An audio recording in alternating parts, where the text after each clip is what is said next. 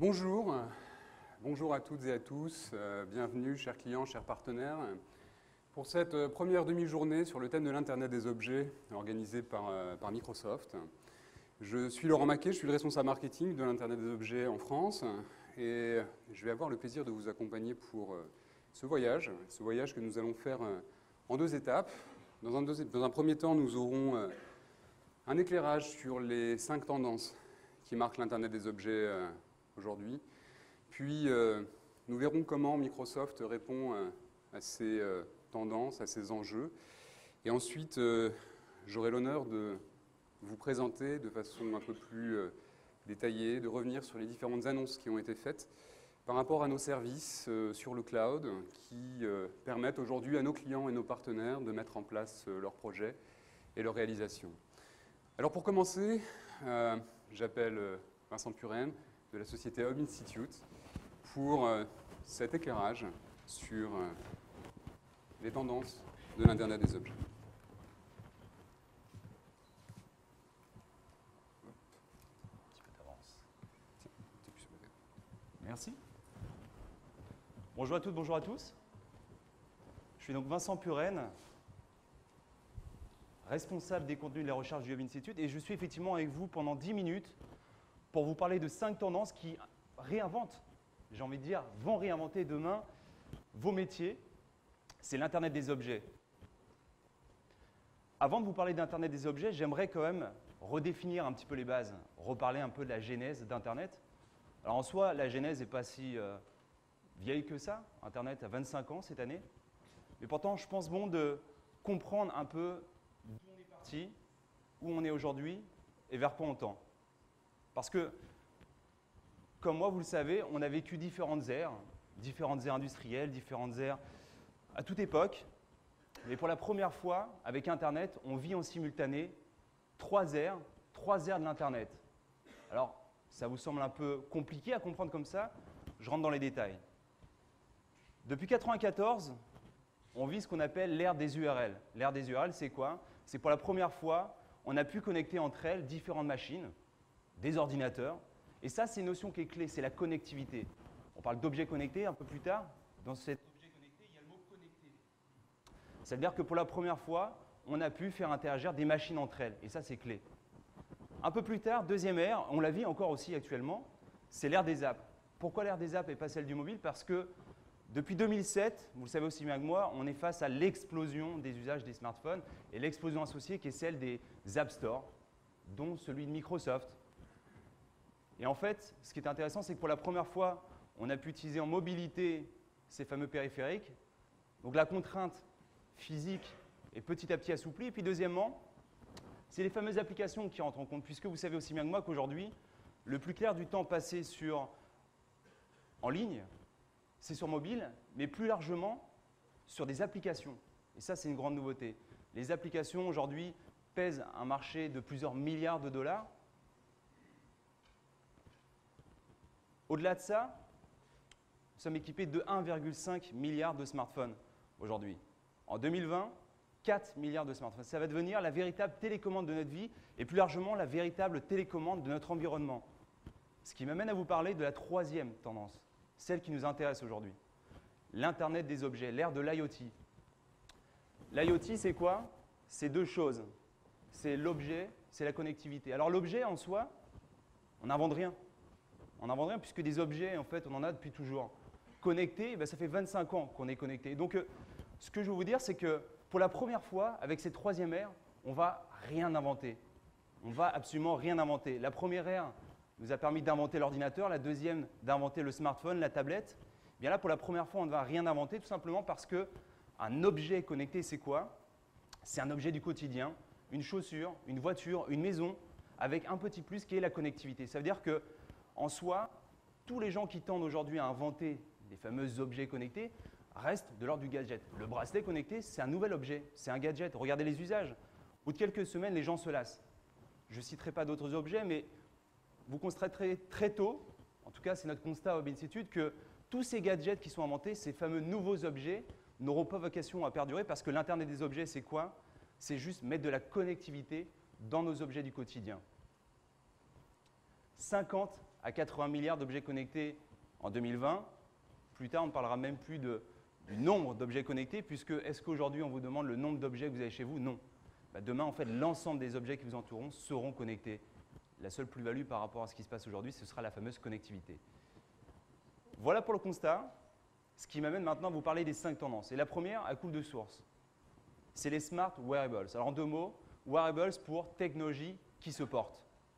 Les vêtements, les chaussures, les accessoires. Pourquoi vous parlez de ça? Pour 2 raisons. La première, c'est que toutes les études qu'on a pu faire au Web Institute, les études qu'on a pu lire, révèlent que les premiers objets que le consommateur veut adopter dans son foyer ou veut adopter dans son quotidien, ce sont ces fameux smart wearables. Alors, on ne leur demande pas directement « est-ce que vous voulez acheter des smart wearables ?» C'est juste qu'en leur demandant derrière « est-ce que vous êtes plutôt enclin à d'abord connecter votre maison ou acheter une montre connectée ?» Eh bien, c'est le deuxième cas de figure qui les intéresse, puisque ce sont d'abord les montres connectées, chose plutôt insolite, les chaussures connectées, qui vont d'abord rentrer dans les usages, vont d'abord rentrer chez vos consommateurs. La deuxième chose, c'est la prise en main de ces objets, puisqu'effectivement, les objets connectés, vous n'allez pas interagir en direct avec eux. Il va y avoir une interface, une télécommande de notre vie, j'ai envie de dire. Alors, pour l'instant, la télécommande de notre vie, c'est le smartphone, et je suis persuadé qu'à très court terme, eh bien, la tendance sera que c'est les smart wearables qui vont nous permettre de piloter la maison. C'est beaucoup plus sympa de piloter sa maison, sa voiture, tous les objets connectés directement depuis une interface que l'on porte. Deuxième tendance, Connect Services, les services connectés. Parce que plus que les objets connectés, je crois aux services connectés. Je pense que l'objet restera un objet. La vraie plus-value de l'objet sera le service. Vous savez qu'aujourd'hui, on est face à une vraie concurrence. Toutes les marques, vous savez aussi bien que moi, sont confrontées à de plus en plus de concurrents. Un vrai problème à identifier, en fait, l'élément différenciant. Eh bien, demain, le vrai élément différenciant de toutes les marques, ce sera le service connecté créé autour de l'objet. Je prends un exemple que vous voyez ici, c'est Nike. Nike, c'est un précurseur, puisque dès 2007, ils se sont dit qu'effectivement, il y avait un vrai problème à se différencier d'Adidas, d'ASICS, d'autres marques sur certains produits. Et ils ont lancé Nike Plus, qui est leur service connecté, c'est-à-dire un service de coaching qui aujourd'hui émet des données depuis vos chaussures, depuis vos wearables, afin de suivre vos performances. Donc, regardez la concurrence, personne n'arrive à la hauteur aujourd'hui de Nike à ce niveau-là. Résultat, Nike, en ayant un vrai service différenciant, est resté leader sur son marché et d'autant plus installé qu'hier, avec une vraie distance créée, ce qui n'était pas le cas il y a quelques années. Évidemment, pour créer un service performant, il faut des datas. C'est les datas qui vont permettre de comprendre, de connaître et donc de personnaliser. Donc, la troisième tendance, c'est la datafication.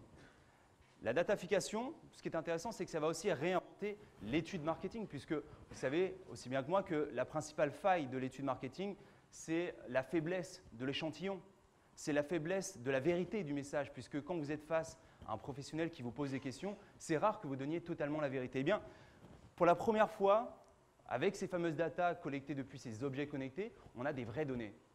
Je prends le cas de Nike, par exemple. Ce qui est intéressant, c'est qu'avec une communauté de 5 millions de personnes, c'est 5 millions de porteurs de données potentiels. Et donc, des dizaines, voire des centaines de millions de données qui vont permettre à Nike de personnaliser son service et surtout de prendre en compte en fait, les besoins, les évolutions éventuelles. La quatrième tendance, et je vous défie de le prononcer, interopérabilité. Forcément, il fallait que je me plante. L'interopérabilité, c'est quoi? Eh bien, c'est le principe ou c'est l'idée de se dire qu'effectivement, un objet seul ne sert à rien. Un service seul ne sert à rien. Tout l'enjeu, c'est que demain, vos objets interagissent entre eux, que les services se greffent entre eux, potentiellement que votre voiture et votre maison, là c'est de la fiction, mais d'un point de vue vulgarisé, c'est comme ça, votre voiture et votre maison échangent entre eux, savent à quelle heure vous rentrez, et donc, à partir du moment où vous rentrez dans la voiture, la maison allume le chauffage à distance. Ça vous évite donc de rentrer à la maison, de devoir appuyer sur un bouton. Donc, vous voyez que l'intérêt de tous ces services interconnectés, c'est de vous faire gagner un temps fou et donc d'apporter beaucoup plus de confort. Parce que pourquoi demain vous allez adopter des objets connectés plutôt que des objets? Si je prends le prisme consommateur, c'est parce que ceux-ci vous conféreront beaucoup plus de confort et beaucoup plus de simplicité. Et la dernière tendance, c'est l'intelligence artificielle. C'est certainement le sujet d'un point de vue technologique qui fait le plus débat en ce moment. Elon Musk, Stephen Hopkins, toutes sortes d'entrepreneurs ou de chercheurs sont en train de débattre sur le sujet en ce moment parce que pour certains, c'est le futur. c'est ces intelligences artificielles qui vont nous permettre de vivre de manière beaucoup plus confortable. Pour d'autres, des scénarios comme ce Terminator, eh bien, on va les vivre, puisque la machine prendra le dessus sur l'homme. Alors bien sûr, c'est encore trop tôt pour savoir ce qui va se passer, mais je vous invite à méditer là-dessus. Alors pourquoi vous parlez d'intelligence artificielle? Parce que ce qui m'intéresse, moi, c'est le prisme marketing. On est en ce moment dans la permission marketing. Criteo, c'est ça. C'est l'idée de prendre vos données et puis vous demander l'autorisation de vous pousser un message. On va passer de la permission marketing, avec l'intelligence artificielle un peu plus poussée, au marketing prédictif.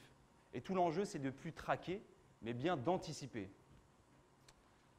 Voilà, c'était mes 5 tendances. J'aimerais quand même conclure en vous disant qu'aujourd'hui, on est ensemble pour parler d'objets connectés, mais je pense qu'on sera amené à se revoir très bientôt pour parler d'hommes connectés, parce que le futur se dessine ici. On parle de confort et demain, la technologie, on la portera au plus profond de nous-mêmes. En tout cas, c'est mon constat, c'est mon point de vue. Est-ce qu'on va devenir cyborg? Je pense que le débat est ouvert et je vous invite à réfléchir là-dessus et à venir me challenger. Dernière question. Effectivement, vous vous rendez compte que tout ce qui est autour de vous évolue très vite. La seule chose qui n'évolue pas, ou en tout cas pas vite, c'est l'homme. Alors ma question, c'est est-ce que la loi de Moore va s'appliquer à l'homme? Merci de votre attention et je reste à votre disposition si vous avez des questions. Merci. Merci beaucoup Vincent pour cet éclairage passionnant qui montre que ces objets ont un avenir radieux avec beaucoup de choses à venir, mais beaucoup de choses qui sont aujourd'hui déjà présentes finalement. En tout cas des choses qu'on fait chez Microsoft.